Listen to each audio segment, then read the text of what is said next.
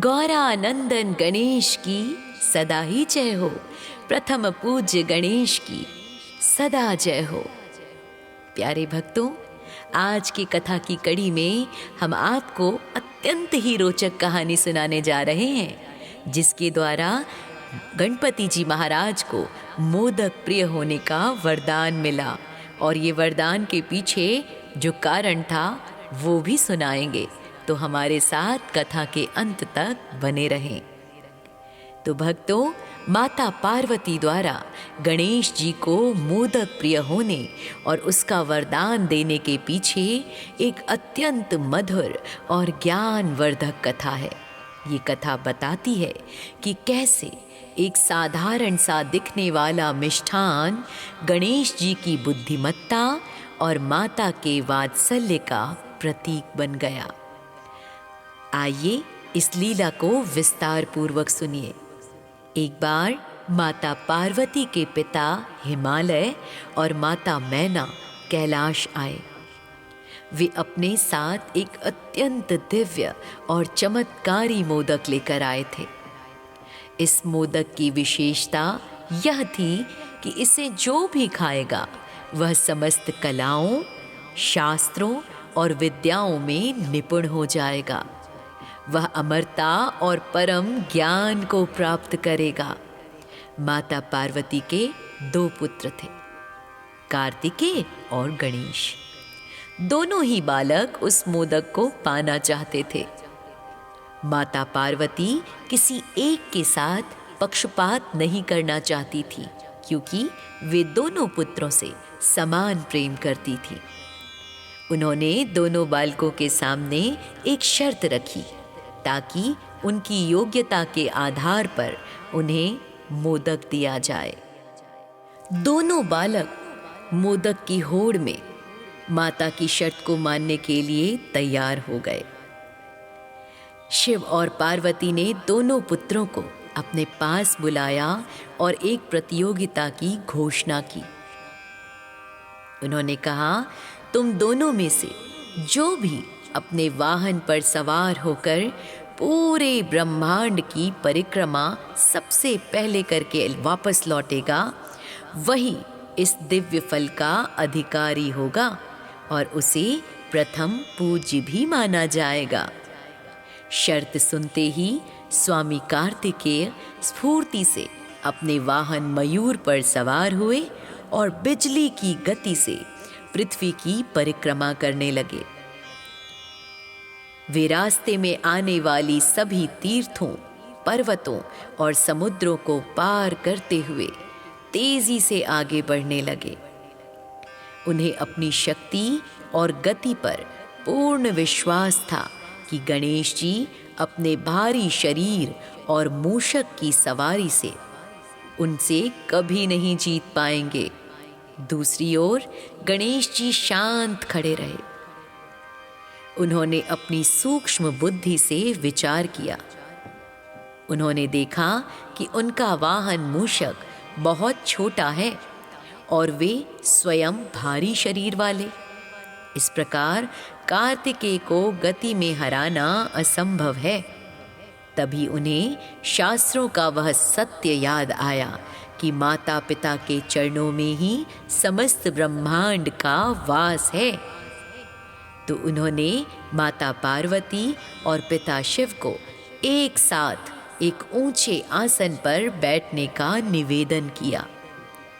और जब वो बैठ गए तो गणेश जी ने पूर्ण भक्ति के साथ उनकी 7 बार परिक्रमा की और उनके चरणों में साष्टांग प्रणाम किया।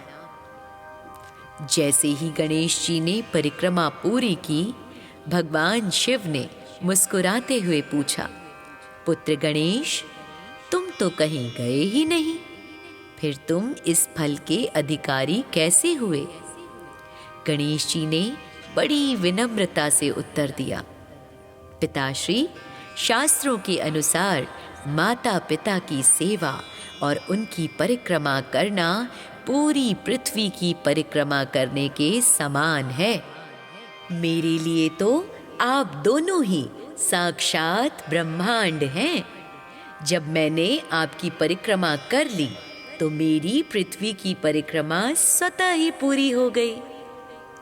गणेश जी के इस तर्क पर माता पिता के प्रति उनके अगाध प्रेम को देखकर शिव और पार्वती अत्यंत भावुक हो गए। उन्होंने तुरंत वह दिव्य मोदक गणेश जी को दे दिया और उन्हें प्रथम पूज्य घोषित कर दिया। और जब कार्तिकेय जी की पूरी पृथ्वी की परिक्रमा करके पसीने से लथपथ और थके हुए वापस लौटे तो उन्होंने देखा कि गणेश जी पहले से ही मोदक लेकर बैठे हैं। जब उन्हें पूरी बात का पता चला तो उन्होंने भी अपनी हार सहर्ष स्वीकार की और अपने छोटे भाई की बुद्धिमत्ता का लोहा माना। प्यारे भक्तों, ये कथा सिद्ध करती है कि शारीरिक शक्ति और गति से कहीं बढ़कर तीक्ष्ण बुद्धि और विवेक होता है। ये संसार को संदेश देता है कि व्यक्ति को शांति और सफलता के लिए बाहर भटकने की आवश्यकता नहीं है, यदि वह अपने माता पिता की सेवा सच्चे मन से करता है। सफलता केवल मेहनत से नहीं बल्कि दिशा और सही सोच से मिलती है भक्तों। उधर कार्तिकेय जी जो उस मोदक से वंचित रह गए थे, शुरू में तो उन्होंने भाई के प्रति प्रेम दिखाया, खुशी जताई, लेकिन मन ही मन वे अत्यंत दुखी हुए। इससे पता चलता है कि कैसे एक प्रतियोगिता ने कार्तिकेय के जीवन की दिशा ही बदल दी और वे दक्षिण भारत के सबसे प्रिय देवता मुरुगन के रूप में प्रसिद्ध हुए। प्यारे भक्तों, जब कार्तिकेय जी पूरी पृथ्वी का चक्कर लगाकर अथाह परिश्रम के बाद कैलाश लौटे तो उन्होंने देखा कि गणेश जी के हाथ में पहले से ही वह दिव्य मोदक है और उन्हें प्रथम पूज्य का भी सम्मान मिल चुका है। हालांकि कार्तिकेय जी ने गणेश जी की बुद्धिमत्ता को स्वीकार तो किया, लेकिन उनके मन में एक गहरी उदासी और वैराग्य उत्पन्न हो गया। उन्हें लगा कि उनकी इतनी मेहनत सब विफल हो गई। उन्हें लगा कि शायद माता पिता का प्रेम गणेश के प्रति अधिक है, जबकि यह उनकी एक लीला मात्र थी भक्तों। इसी वैराग्य और क्षोभ के कारण कार्तिकेय जी ने निर्णय लिया कि वे अब कैलाश पर नहीं रहेंगे। माता पार्वती और भगवान शिव ने उन्हें बहुत समझाने का प्रयास किया, लेकिन कार्तिकेय जी ने अपना सारा राजसी ठाठ बाट त्याग दिया और केवल एक लंगोटी धारण कर दक्षिण की ओर प्रस्थान कर गए।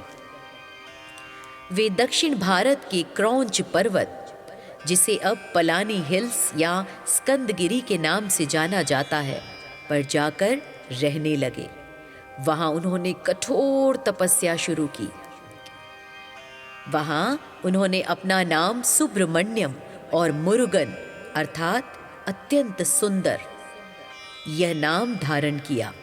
दक्षिण भारत के लोग उन्हें अपना रक्षक और सर्वोच्च देवता मानने लगे। आज भी तमिल संस्कृति में मुरुगन की पूजा सबसे अधिक होती है। उधर पुत्र के वियोग में माता पार्वती अत्यंत व्याकुल रहने लगी। तब भगवान शिव और माता पार्वती स्वयं कार्तिकेय से मिलने दक्षिण गए। जब कार्तिकेय जी को पता चला कि माता पिता आ रहे हैं तो वे लोक मर्यादा के कारण एक पर्वत से दूसरे पर्वत पर चले जाते थे। अंत में भगवान शिव ने वहां मल्लिकार्जुन ज्योतिर्लिंग के रूप में वास किया ताकि वे अपने पुत्र के समीप रह सके। आंध्र प्रदेश का श्री शैलम मंदिर इसी घटना का साक्षी माना जाता है भक्तों। समय बीतने के साथ कार्तिकेय जी का क्रोध शांत हुआ। उन्हें समझ आ गया कि शिव और पार्वती ने ये लीला केवल संसार को बुद्धि और विवेक का पाठ पढ़ाने के लिए की थी। बाद में गणेश जी और कार्तिकेय जी के बीच फिर से वही मधुर संबंध स्थापित हो गया। तो भक्तों, ये कथा हमें सिखाती है कि जीवन में दो मार्ग होते हैं। पहला गणेश मार्ग, जो बुद्धि, धैर्य और माता पिता में ही स्वर्ग को देखता है। दूसरा कार्तिकेय मार्ग, जो पुरुषार्थ, कठिन परिश्रम, यात्रा और बाहरी जगत की चुनौतियों को जीतने का मार्ग है। भगवान शिव के दोनों पुत्रों ने इन दोनों ही मार्गों में पूर्णता दी। तो प्रेम से कहिए, गौरानंदन गणेश जी महाराज की जय हो, कार्तिकेय जी महाराज की जय हो।